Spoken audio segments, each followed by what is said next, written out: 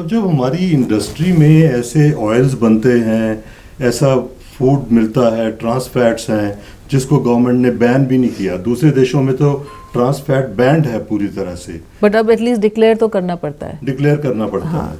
और यहाँ पे लोगों को ग्लूटेन के बारे में पता नहीं है, और हम जो काम करने वाले हैं या सारा दिन बाहर रहते हैं तो हमारी मजबूरी ये रहती है कि हमें बाहर कुछ खाना ही है, और जब बाहर ये सारी चीज़ें नहीं मिलती हैं तो क्या किया जाए, ये एक सबसे बड़ी समस्या है। थोड़ा सा दिमाग में फूड को क्या फूड है उसको थोड़ा सा रीडिफाइन करें। हम लोग सारा फोकस ही अनाज पे डालते हैं। अच्छा, सारा फोकस ही अनाज है, and it is a reason for that, there is a reason, because it is cheap and it fills you up and it's carbohydrate. तो अनाज सस्ता भी होता है तो पेट तो उसी से भरना है एवरेज। बट जो अर्बन लाइफस्टाइल वाले हैं उनके लिए हमको, मेरे को तो आपको सबसे इम्पॉर्टेंट चीज़ है proteins. And I mean I don't want to say सबसे important, but to start thinking about it, proteins को पूरा करना है तो उसके साथ साथ सब्जियां और फल, नट्स एंड सीड्स, ये खाना है। ठीक है, हर मील में सब्जी और फल होना चाहिए। एक मील में केवल सब्जी और फल का मील बना लो, मुश्किल तो नहीं है। Soup, salads, cooked vegetables, grilled vegetables, आपके लिए वेजिटेबल कटलेट्स, टिक्कीज, मतलब या just fruits, a bowl of fruit. तो this is not for everybody, but this is a goal which everybody must try and achieve. Proteins हर meal में नहीं, at least 2 meals में ज़रूर रहें। बाकी रह गया अनाज, उसको आप डिस्ट्रीब्यूट करो अपने हिसाब से। क्या मतलब, इसमें 4-5 एस्पेक्ट्स हैं अनाज के। कौन सा अनाज? हमने बात करी गेहूं की, तो गेहूं नहीं खाएंगे तो क्या खाएंगे? मिलेट्स खा सकते हैं, ज्वार, बाजरा, रागी, चावल, brown rice, red rice, black rice. India में पता नहीं कितने सैकड़ों 20,000 वैरायटीज़ हैं राइस की। Unpolished rice. अब अनाज कौन सा नहीं खाएं? अगर आपको गेहूं से शिकायत है तो मक्की, सोया और ये ओट्स वगैरह भी थोड़े से परेशान करते हैं, तो उनका ध्यान रखें। अब कितनी बार अनाज खाएं वो आपकी बॉडी के ऊपर है। आप मोटापे के शिकार हैं या आप अंडरवेट हैं, कितने स्पोर्ट्स करते हैं, क्या करते हैं, तो ये जो कार्बोहाइड्रेट रिच फूड है ये आपको देखना है कि 3 बार लेना है या 4 बार लेना है या एक ही बार लेना है। It is fine, you don't have to have a अनाज। एंड इसमें अनाज में हमारे हिंदुस्तान में तो दालों का अनाज, मतलब बेसन और ये दाल, मूंग दाल का आटा, लेंटिल फ्लावर्स इनको बोलते हैं, वो भी इस्तेमाल कर सकते हैं अगर अनाज कम करना है तो, and which is actually better metabolically.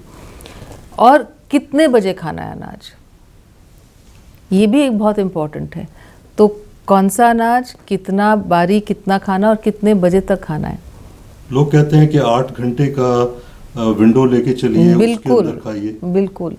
तो 8 घंटे में खाएंगे तो आपको 16 घंटे का रेस्ट मिलेगा, जिसमें बॉडी डिटॉक्सिफाई हो जाती है, बहुत सारे चेंजेस आते हैं, क्लीनिंग होती है और रीसेट होती है। जिस लिटरली लाइक अ कार को हम सर्विस करते हैं तो वो मौका मिल जाता है बॉडी को। But everybody doesn't have to do it. बाकी टाइमिंग, हम हर मशीन को एक वर्किंग आवर्स, हर सिचुएशन, हर इंस्टीट्यूशन का एक वर्किंग आवर होता है ना। तो हमारी बॉडी की भी क्लॉक होती है, सर्काडियन रिदम होती है।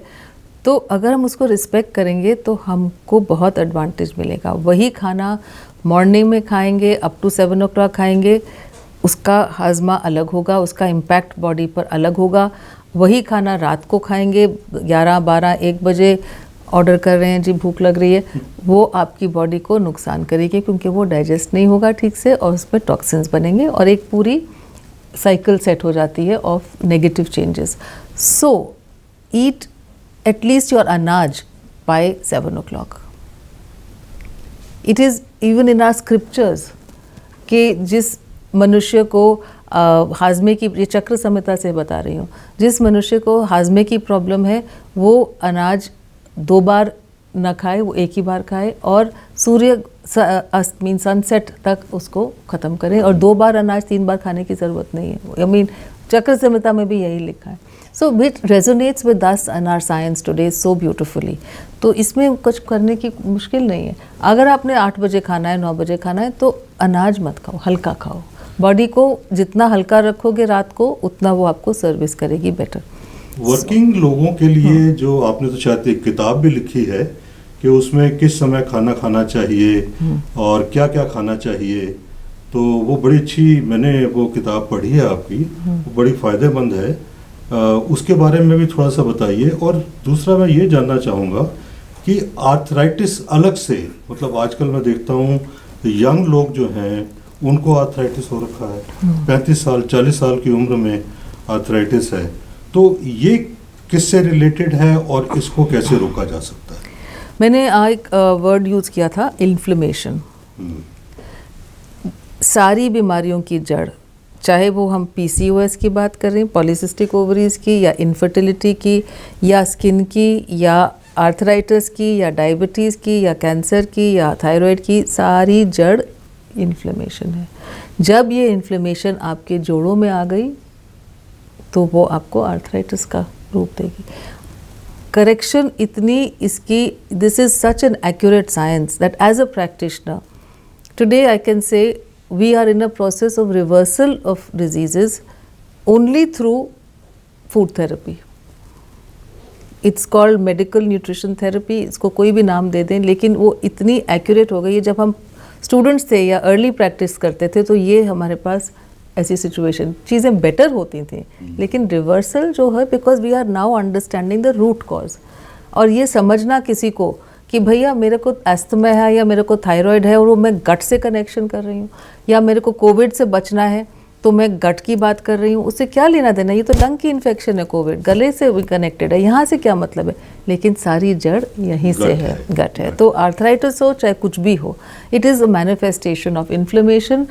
The root cause is in the gut and you can fix it almost 100% if you catch it early.